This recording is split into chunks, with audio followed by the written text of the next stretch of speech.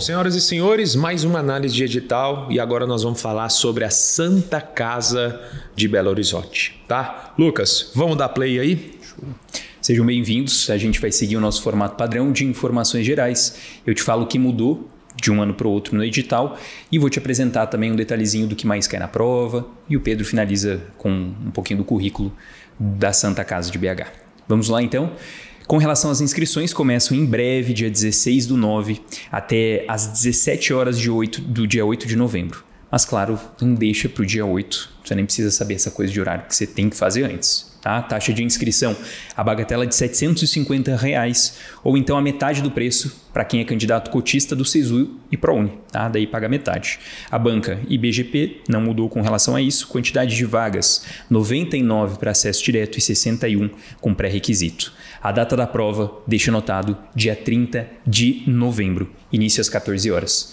A duração da prova é um tempo bem tranquilo para fazer, são 4 horas de duração e a prova é aquela prova de 75 questões, ABCD, e é composta essa primeira fase com a prova teórica, ela tem um peso de 90% e uma segunda fase com peso de 10%, algo, enfim, normal, né, nas demais instituições. Os recursos contra o gabarito vão ali do dia 2 e 13 de dezembro e o resultado final até dia 14 de janeiro. E eles colocam um local de prova, vai ser em BH, Belo Horizonte, mas não especificam exatamente BH, Minas Gerais, né, não especificam o local ainda. Colocando aí na tela para vocês quais são as vagas disponíveis. Anestésio, a gente tem 9 vagas, cirurgia geral são 8, clínica médica 24, dermato 4 vagas, neurocirurgia 3, oftalmo 12 vagas, orto 6 e aí tem algumas outras, pediatria, rádio, enfim. Agora, com relação às mudanças, nós não tivemos mudanças importantes. Os editais são muito similares um ao outro, mudou questão de valor, ano passado era um pouquinho mais barato, 695, mas foi pouca mudança, tá? Agora, com relação ao que mais cai na prova de Santa Casa de BH, a gente vai separar por grande área, começando por clínica médica, então os assuntos mais cobrados. Diarreia e parasitoses em primeiro, junto com doenças inflamatórias intestinais. Então você vê que em primeiro já representa para a gente essa importância muito grande que a gastro tem aqui dentro da Santa Casa. Além disso, a parte de cardiologia é igualmente importante. Toxicologia está em segundo lugar como tema, mas em terceiro tem vários de cardio, como insuficiência cardíaca, a parte de arritmias, hipertensão arterial, enfim, de maneira importante. E indo para a parte da cirurgia agora, de temas mais importantes. Primeiro, pós-operatório. Em segundo lugar, abdômen agudo inflamatório, que é algo muito importante para a prova. Doença da vesícula e das vias biliares. E por fim, hérnias inguinofemorais, a parte de pré-operatório. E aqui numa análise qualitativa que a gente faz lá no quadro do Descodificando a Banca, que é um quadro dentro do código, que é o nosso preparatório de reta final, o professor de cirurgia fez uma brincadeira com vocês, faz uma brincadeira que a prova da Santa Casa de BH, ele gosta de gastro BIM. E o que é isso? É jogar condições de gastro e saber se você sabe diferenciar as características para algo benigno ou para algo maligno, B e M. Então, por exemplo, ele traz algo de esôfago e ele quer que você diferencie quais são os elementos que fazem aquilo ser uma condição maligna ou então uma condição benigna. Ele te dá uma condição do estômago, por exemplo, uma úlcera, para você diferenciar se aquilo pode ser só uma doença ulcerosa péptica ou se aquilo pode ser um adenocarcinoma gástrico, de novo, estômago B e M. É essa brincadeira que a gente faz, fica aí para você de dica para a cirurgia. Além disso, na parte de GO, predomina que sangramento uterino anormal é o assunto mais cobrado de todos, seguido por sangramentos de primeira metade e em terceiro você tem climatério, osteoporose, doenças hipertensivas da gestação.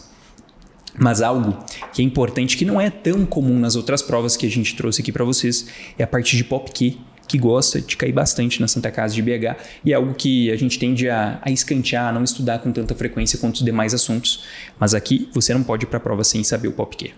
Pediatria, disparado, campeão doenças exantemáticas e eu já te falo qual doença exantemática é mais importante. Segundo lugar, crescimento e desenvolvimento. Em terceiro você tem imunizações, infecções das vias aéreas inferiores. E qual doença exantemática que mais cai? Que eles adoram cobrar. Porque, doença exantemática caiu em 2018, 19 eles pularam, mas caiu em 20, 21, 22, 23 e 24. Ou seja, praticamente todos os anos, nos últimos 7 anos, caiu doenças exantemáticas. E o mais importante é Kawasaki. Eles adoram Kawasaki. Ano passado caíram 3 questões de Kawasaki, só ano passado. Em 2023 também caiu. Em 2021, 2020. Então, é uma análise qualitativa que a gente faz lá no quadro do código, trazendo aqui para você essa dica. Bom, finalizando com relação à preventiva, predomina a atenção básica em primeiro, seguido de SUS e bioestatísticas. Dentro de atenção básica, algo que eu quero que você leve para a prova, que você tem que lembrar, é aquela parte de atributos essenciais da PS. Que você saiba a questão de definição de integralidade, de coordenação do cuidado, de longitudinalidade, tudo isso tem que estar bem fresco e bem esclarecido para você. Combinado? Então esse é um raio-x aí da prova da Santa Casa de BH. Bom, vamos falar um pouquinho sobre currículo, tá? Mas eu vou te dar algumas dicas importantes. Prova da Santa Casa de BH é uma prova mais rápida, mais direta, 75 questões. É uma prova muito boa, eu gosto, eu adoro a prova. E a dica é, você que é de fora, pensa em prestar Santa Casa de BH, você vai se inscrever no combo. Todos os anos, Santa Casa de BH é um dia antes do PSU Minas. E por que eles fazem isso? Justamente para pegar você que é de fora. Então, Santa Casa de BH, dia 30 de novembro, PSU Minas, dia 1º de dezembro. Eu sugiro, se a especialidade... São poucas especialidades que não batem, tá? Que não tem... Que tem numa e tem noutra. Mas se você for prestar PSU Minas ou for prestar Santa Casa de BH, a dica é, faça as duas, tá? Uma num dia, a outra no outro. Prova em BH, tá? Bom... Importante porque você já vai estar lá, já mata 2 coelhos com uma cajadada só, aumenta a possibilidade de passar, vai gastar um dinheirinho, porque são provas caras, mas enfim, vamos falar da análise curricular. A análise curricular é muito semelhante à análise do PSU Minas, é uma análise muito mais detalhada, tem alguns critérios objetivos, então eu quero que você preste muita atenção. Diferente do que você está acostumado aqui, eles dividem em 4 grandes blocos, tá?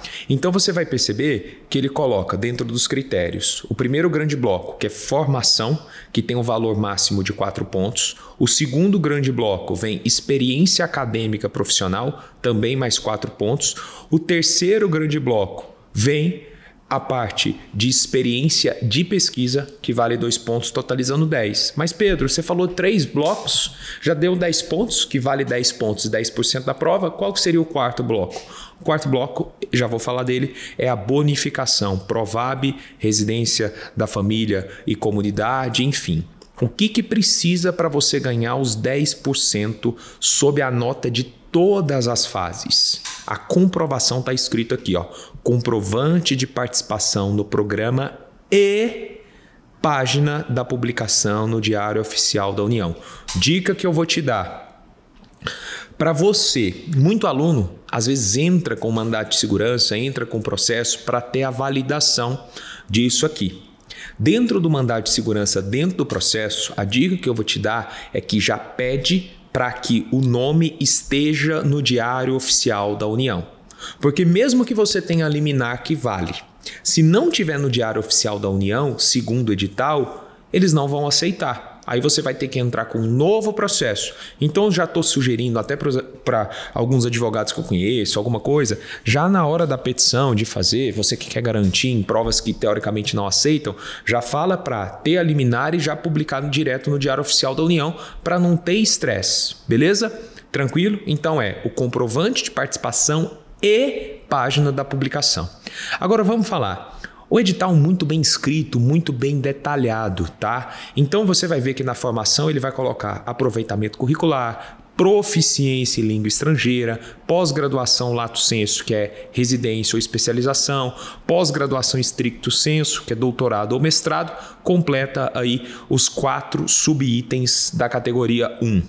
Quando a gente vai para o item 2, vem experiência acadêmica e profissional, vem monitoria, estágio extracurricular, tá? Esse estágio extracurricular é duração de no mínimo 6 meses, vocês vão ver aqui, participação de projetos de extensão, eventos científicos e liga acadêmica e participação em eventos normais como congresso, fórum, essa parte toda. Tá? Dica que eu vou te dar que muita gente confunde. Presta atenção. Aqui ele fala assim, ó. Caso o candidato apresente documentação que exceda a pontuação máxima de cada item, os pontos excedentes serão desconsiderados, prevalecendo a pontuação máxima de 4 pontos. Presta atenção. Muita gente que nem sabe o que fala confunde isso aqui. Pedro, eu posso apresentar, por exemplo, mais de um certificado válido em cada item? Pode. Beleza? Você tem 3 certificados válidos, mas se você já tem a pontuação máxima, eles não vão aceitar os outros, você já tem a pontuação máxima.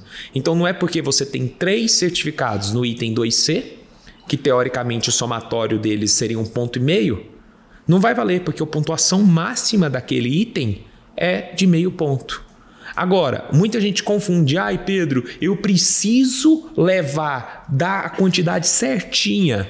Eu preciso, se eu mandar mais, eles vão cancelar o item? Não, eles vão desconsiderar o que excede.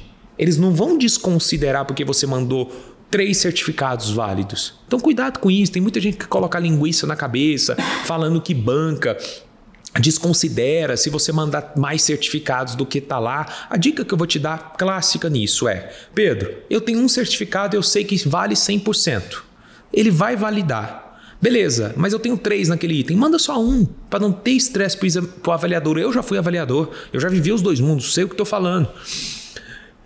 Não, Pedro, eu não sei se ele vai valer 100% certificado, estou na dúvida. Aí manda os 3, porque se ele desconsidera um, o outro vai considerar e assim sucessivamente. Só existem 2 provas no Brasil que eu conheço, e olha que eu trabalho com isso há 7 anos, que desconsideram que eles podem zerar o item porque você manda certificado a mais. Santa Casa de BH não é uma delas, tá? E aí depois vem o último item, que é experiência e pesquisa, publicação de livro, tudo.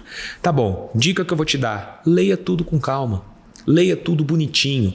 Depois da avaliação documental, eles falam item a item, bem explicado, quais são os documentos que são válidos, como que tem que saber. Então leia isso com calma, que é muito importante. Bom, lembrando para você que vai prestar prova, e às vezes, se não der certo, está pensando em fazer ter um direcionamento individual, personalizado, as vagas do processo seletivo da mentoria de 2025 já estão abertas. Eu vou deixar aqui o link.